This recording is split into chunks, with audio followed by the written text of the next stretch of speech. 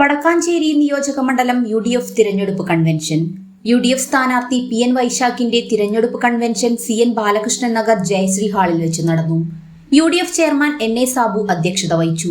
AICC general secretary KC Venugopal MP ഉദ്ഘാടനം ചെയ്തു.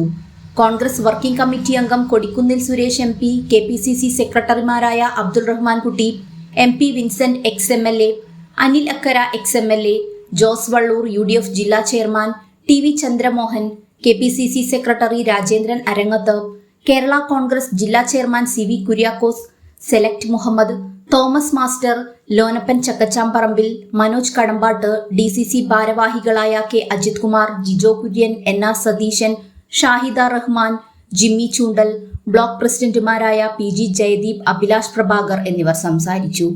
K Ajith Kumar chairman, NA Sabu, CV Kuriakose working chairman, PG Jayadeep, Abhilash Prabhakar, select Muhammad, Thomas Antony general കൺവീനർമാർ, DCC ഭാരവാഹികൾ, ഘടകകക്ഷി നേതാക്കൾ എന്നിവരടങ്ങുന്ന 201 അംഗ തിരഞ്ഞെടുപ്പ് കമ്മിറ്റി രൂപീകരിച്ചു.